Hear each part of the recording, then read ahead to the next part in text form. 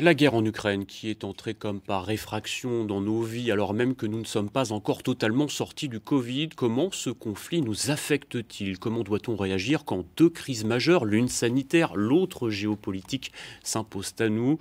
Nous en parlerons dans un instant avec notre invité médecin psychiatre. Mais avant, nous avons demandé quelle était votre morale. Réaction recueillie aujourd'hui à Rouen par Marion Chevalet et Félix Polez. Est-ce que vous avez le moral en ce moment? Ça va plutôt pas mal, oui, oui. Ça dépend des jours. Quand il fait beau, on l'a davantage que quand il pleut. Alors le réchauffement climatique, Il y a quelques mois, c'était le Covid. le coût de la vie, tout ce qui est crise sanitaire, Maintenant, c'est la guerre, etc. la guerre.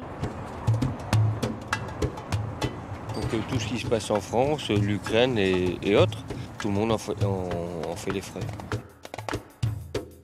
On a du mal à se projeter dans l'avenir, surtout dans ma situation.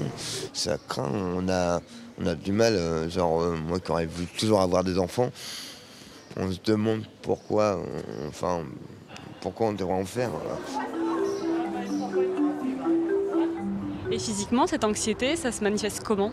Quand on voit les images en Ukraine, après on a une boule au ventre, on se dit c'est pas possible, les enfants, voilà, ça pourrait être nous. Bon, le sommeil est pas optimal en ce moment. Beaucoup plus mal manger, entre guillemets, ou moins dormir par préoccupation. Des phases de stress et d'anxiété en journée, si on commence vraiment à se dire ok, c'est comme ça aujourd'hui, demain ce sera comment. Après avoir été fortement éprouvé par 2 années de crise sanitaire qui ont débouché pour certains sur des troubles dépressifs ou anxieux, nous voilà donc désormais contraints de faire face à une nouvelle crise. Quel est l'impact de la guerre en Ukraine sur notre santé mentale? Comment peut-on y faire face? Invité de ce 19-20, Maud Rotharmel, médecin psychiatre au centre hospitalier du Rouvray. Bonsoir et merci d'avoir répondu ce soir à notre invitation. Alors, comment se traduit chez vos patients cette angoisse de la guerre? On l'a entendu dans le reportage, elle est présente. Une guerre qui vient après 2 années de crise sanitaire, je le disais. Oui, c'est vrai, on l'a entendu dans ce reportage. Les gens sont quand même sensibilisés par différents facteurs de stress, la crise sanitaire, la guerre en Ukraine, et ils évoquent de nombreux facteurs de stress, la peur et même l'anxiété. Alors c'est vrai que l'anxiété, ça peut se traduire par cette fameuse boule dans la gorge ou boule au ventre, mais également par des troubles du sommeil, à type de difficultés d'endormissement, de cauchemars ou de réveil précoce. Et les gens peuvent également se déprimer face à tous ces facteurs de stress. Pourquoi cette guerre nous touche-t-elle autant? Alors, la guerre peut nous toucher parce qu'elle rend notre vie imprévisible.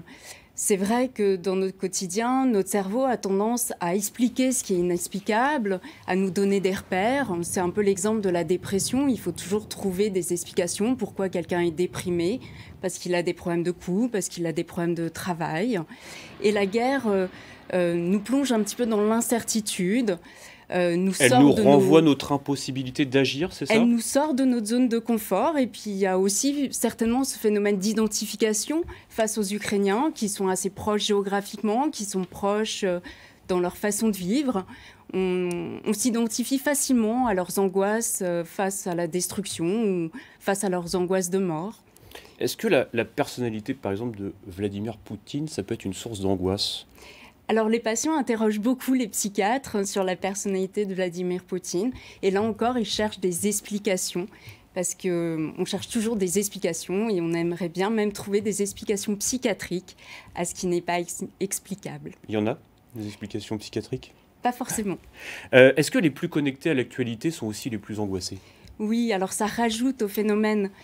C'est vrai que le fait d'être ultra médiatisé rend la guerre beaucoup plus proche de nous et on suit quasiment la guerre en direct live sur nos téléphones portables. Donc c'est un des premiers conseils qu'on donne à nos patients, c'est des fois de faire des pauses dans la communication et de se plonger plutôt dans l'instant présent et dans ce qui nous entoure. Parce que ressentir de l'empathie, ça peut nous créer du stress aussi? Alors non, l'empathie est plutôt une valeur positive. Après, il faut savoir mettre les choses aussi à distance et savoir faire la part des choses. L'empathie, c'est plutôt quelque chose de positif qui nous permet de vivre avec les autres, mais il ne faut pas effectivement qu'on s'identifie trop fortement à l'angoisse et à la mort. Comment on doit réagir pour faire face à cette angoisse, alors, si on la ressent? Alors, il y a plusieurs stratégies. C'est vrai que face à tous ces facteurs de stress, c'est important de trouver refuge dans des valeurs comme la famille, les amis, la solidarité. Après, c'est aussi important de sensibiliser la population à consulter son médecin généraliste dès qu'il y a des signes d'anxiété ou de dépression, dès que ça devient invalidant. Et puis aussi le numéro 3114, le numéro national de prévention du suicide, où une écoute est disponible 24 heures sur 24, 7 jours sur 7. Eh bien, merci beaucoup, Maud Rotharmel, je rappelle, médecin psychiatre au centre hospitalier du Rouvray. Donc, prendre soin de nous aussi pendant cette crise majeure en Ukraine et aussi pendant donc, la crise sanitaire. Merci à vous, en tout cas, d'avoir répondu à nos questions ce soir.